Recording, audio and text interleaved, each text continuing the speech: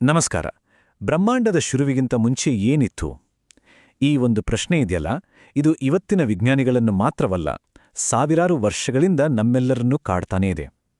ಬನ್ನಿ, ಇವತ್ತು ನಾವು ಋಗ್ವೇದದ ಅತ್ಯಂತ ನಿಗೂಢ, ಅತ್ಯಂತ ಆಳವಾದ ಒಂದು ಭಾಗ ಅಂದ್ರೆ ನಾಸದೀಯ ಸೂಕ್ತದೊಳಗೆ ಇಳಿದು ನೋಡೋಣ. ಆಧುನಿಕ ವಿಜ್ಞಾನ ಮತ್ತು ಪ್ರಾಚೀನ ಜ್ಞಾನ ಒಟ್ಟಿಗೆ ಸೇರಿದಾಗ ಯಾವ ರಹಸ್ಯಗಳು ಹೊರಬರಬಹುದು ಅಂತ ಒಟ್ಟಿಗೆ ನೋಡೋಣ. ನಾ ಸದಾ ಸೀನ್ನೋ ಸದಾ ಸೀತ್ತದಾನೀಂ ಅಂದ್ರೆ ಆಗ ಅಸ್ತಿತ್ವ ಅನ್ನೋದೂ ಇರ್ಲಿಲ್ಲ, ಹಾಗಂತ ಅನಸ್ತಿತ್ವ ಅಂದ್ರೆ ಏನೂ ಇಲ್ಲದ ಸ್ಥಿತಿಯೂ ಇರ್ಲಿಲ್ಲ. ಕೇಳೋಕೆ ಎಷ್ಟು ವಿಚಿತ್ರ ಅಲ್ವಾ? ಏನೂ ಇಲ್ಲದಿರುವಿಕೆಯೂ ಇರ್ಲಿಲ್ಲ ಅಂದ್ರೆ ಅದರ ಅರ್ಥ ಏನು? ಎಲ್ಲವೂ ಶುರುವಾಗೋಕ್ ಮುಂಚೆ ಇದ್ದ ಆ ಒಂದು ಸ್ಥಿತಿ ಅದು ಹೇಗಿತ್ತು? ಇದೇ ನಾಸದಿಯ ಸೂಕ್ತ ನಮ್ಮ ಮುಂದಿಡುವ ದೊಡ್ಡ ಒಗಟು. ಹಾಗಿದ್ರೆ ಈ ಶೂನ್ಯತೆ ಅಂದ್ರೆ ಏನು? ಅದು ಬರೀ ಒಂದು ಖಾಲಿ ಜಾಗನಾ, ಅಥವಾ ಅದಕ್ಕೂ ಮಿಗಿಲಾದದೇನಾದರೂ ಇದೆಯಾ? ನಮ್ಮ ಪ್ರಾಚೀನ ಋಷಿಗಳು ಮತ್ತು ಇವತ್ತಿನ ವಿಜ್ಞಾನಿಗಳು ಈ ಪ್ರಶ್ನೆಗೆ ಹೇಗೆ ಉತ್ತರ ಕೊಡ್ತಾರೆ ಅಂತ ನೋಡೋಣ. ಇಲ್ಲಿ ನೋಡಿ, ನಿಜಕ್ಕೂ ಇಂಟ್ರೆಸ್ಟಿಂಗ್ ವಿಷಯ ಅಂದ್ರೆ ಈ ಎರಡೂ ಪದಗಳ ನಡುವಿನ ಸಾಮ್ಯತೆ. ಒಂದು ಕಡೆ ಸೈನ್ಸ್ ಹೇಳುತ್ತೆ ಅದು ಸಿಂಗ್ಯುಲಾರಿಟಿ ಅಂತ, ಅಂದ್ರೆ ಭೌತಶಾಸ್ತ್ರದ ಯಾವ ನಿಯಮಗಳು ಕೆಲಸ ಮಾಡದ ಒಂದು ಬಿಂದು. ಇನ್ನೊಂದು ಕಡೆ ನಮ್ಮ ಋಗ್ವೇದ ಹೇಳುತ್ತೆ ಅದು ತಮಸ್ಸಂತ, ಅಂದ್ರೆ ಕತ್ತಲಲ್ಲಿ ಮುಳುಗಿದ ಕತ್ತಲೆ. ಎರಡೂ ಕೂಡ ಎಲ್ಲದಕ್ಕೂ ಮೂಲವಾದ, ಆದರೆ ನಮ್ಮ ಕಲ್ಪನೆಗೆ ಸಿಗದ ಒಂದು ಸ್ಥಿತಿಯನ್ನೇ ಹೇಳ್ತಾ ಇವೆ. ಪಾಶ್ಚಾತ್ಯ ಫಿಲಾಸಫಿಯಲ್ಲಿ ಶೂನ್ಯ ಅಂದ್ರೆ ಏನೋ ಒಂದು ಭಯ, ಒಂದು ಕೊರತೆ. ಆದರೆ ನಮ್ಮ ವೈದಿಕ ಚಿಂತನೆಯಲ್ಲಿ ಅದು ಪೂರ್ತಿ ಬೇರೆ. ಇಲ್ಲಿ ಶೂನ್ಯ ಅಂದ್ರೆ ಬರೀ ಖಾಲಿ ಜಾಗ ಅಲ್ಲ, ಅದು ಸೃಷ್ಟಿಯ ಗರ್ಭ, ಎಲ್ಲಾ ಸಾಧ್ಯತೆಗಳ ಆಗರ. ಅದು ಖಾಲಿ ಇಲ್ಲ, ಬದಲಿಗೆ ಅಪಾರ ಶಕ್ತಿಯಿಂದ ತುಂಬಿರೋ ಒಂದು ಸ್ಥಿತಿ. ಈ ಒಂದು ಯೋಚನೆ ಇದೆಯಲ್ಲ, ಇದು ಶೂನ್ಯತೆಯ ಬಗ್ಗೆ ನಮ್ಮ ಇಡೀ ದೃಷ್ಟಿಕೋನವನ್ನೇ ಬದಲಾಯಿಸ್ಬಿಡುತ್ತೆ. ಹಾಗಾದ್ರೆ ಇಲ್ಲಿ ಒಂದು ದೊಡ್ಡ ಪ್ರಶ್ನೆ ಬರುತ್ತೆ.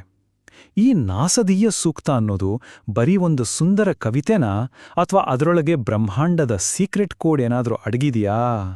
ಈ ಪ್ರಶ್ನೆ ನಮ್ಮ ಇವತ್ತಿನ ಹುಡುಕಾಟದ ದಾರಿ. ಇದನ್ನ ಹೀಗೆ ಯೋಚನೆ ಮಾಡಿ, ವೇದಗಳು ಒಂದು ತರದ ಬಯೋಲಾಜಿಕಲ್ ಹಾರ್ಡ್ ಡ್ರೈವ್ ಇದ್ದಾಗೆ.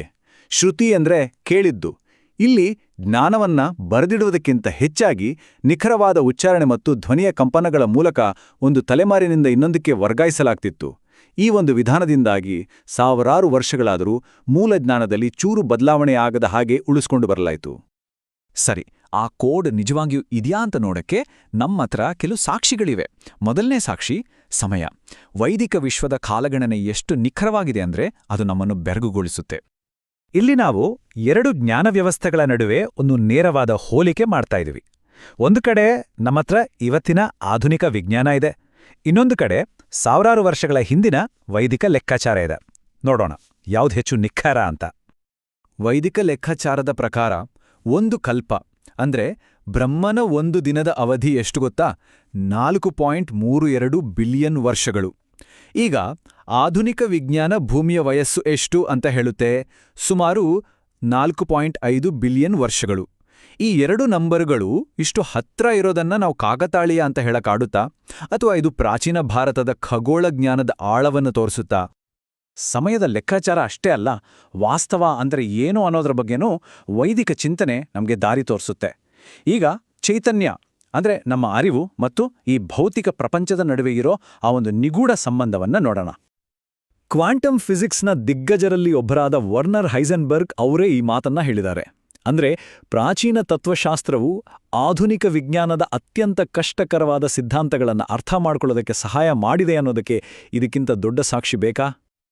ನೋಡಿ, ವೇದಗಳಲ್ಲಿ ಮೊದಲಿಂದಾನೂ ವೀಕ್ಷಕ ಅಂದ್ರೆ ಪುರುಷ ಮತ್ತು ಜಗತ್ತು ಅಂದ್ರೆ ಪ್ರಕೃತಿ ಇವೆರಡೂ ಬೇರೆ ಬೇರೆ ಅಲ್ಲ, ಒಂದೇ ಅಂತ ಹೇಳಲಾಗಿದೆ. ಇವತ್ತಿನ ಸೈನ್ಸ್ ಇದನ್ನ ಅಬ್ಸರ್ವರ್ ಎಫೆಕ್ಟ್ ಅಂತ ಕರೆಯೋದು. ಅಂದ್ರೆ ನಾವು ಒಂದು ವಸ್ತುವನ್ನು ನೋಡಿದ ತಕ್ಷಣ ಅದರ ಗುಣ ಬದಲಾಗುತ್ತೆ. ಯೋಚನೆ ಮಾಡಿ, ನಮ್ಮ ಅರಿವಿಲ್ಲದೆ ವಾಸ್ತವವೇ ಇಲ್ಲ ಅನ್ನೋ ಮಾತನ್ನ ಸಾವಿರಾರು ವರ್ಷಗಳ ಹಿಂದೆ ಹೇಳಲಾಗಿತ್ತು.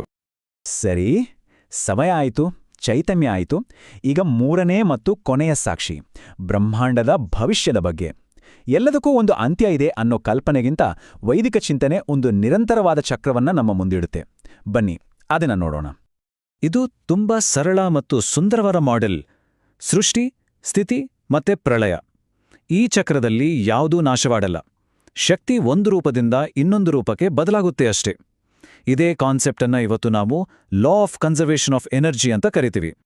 ಹಾಗಾದ್ರೆ ನಾವು ನೋಡಿದ ಈ ಮೂರೂ ಸಾಕ್ಷಿಗಳಿಂದ ನಮ್ಗೆ ಏನ್ ಗೊತ್ತಾಗತ್ತೆ? ನಾವು ಶುರು ಮಾಡಿದ ಆ ನಾಸದಿಯ ಸೂಕ್ತದ ಹತ್ರ ವಾಪಸ್ ಬರೋಣ. ನಿಜವಾಗಿ ಅದು ಏನ್ ಹೇಳುತ್ತೆ? ನೋಡಿ, ಸಮಯದ ಲೆಕ್ಕಾಚಾರ, ಅರಿವಿನ ಪಾತ್ರ ಮತ್ತೆ ಶಕ್ತಿಯ ಚಕ್ರ ಇವೆಲ್ಲವನ್ನು ನೋಡಿದ್ಮೇಲೆ ನಾಸದಿಯ ಸೂಕ್ತ ಕೇವಲ ಒಂದು ಕವಿತೆ ಅಂತ ಅನ್ನಿಸ್ತಾ? ಇಲ್ಲ, ಇದು ಬ್ರಹ್ಮಾಂಡ ಹೇಗೆ ಹುಟ್ಟಿತು ಅನ್ನೋದರ ಒಂದು ಸೈಂಟಿಫಿಕ್ ಬ್ಲೂಪ್ರಿಂಟ್, ಒಂದು ಕೋಡೆಡ್ ರೆಕಾರ್ಡ್. ಹಾಗಾಗಿ ನಾವು ಇಲ್ಲಿ ಇತಿಹಾಸವನ್ನೇನು ಮತ್ತೆ ಬರಿತಾ ಇಲ್ಲ, ಬದಲಿಗೆ ಯೂನಿವರ್ಸ್ನ ಒರಿಜಿನಲ್ ಸೋರ್ಸ್ ಕೋಡ್ನ ಡಿಕೋಡ್ ಮಾಡಕ ಪ್ರಯತ್ನ ಪಡ್ತಾ ಇದ್ದೀವಿ ಅಷ್ಟೇ. ಬಹುಶಃ ಬ್ರಹ್ಮಾಂಡದ ಅತಿದೊಡ್ಡ ರಹಸ್ಯಗಳ ಉತ್ತರಗಳು ನಮ್ಮ ಭೂತಕಾಲದ ಪುಟಗಳಲ್ಲೇ ನಮಗಾಗಿ ಕಾಯುತ್ತಿರಬಹುದು. ಯೋಚನೆ ಮಾಡಿ.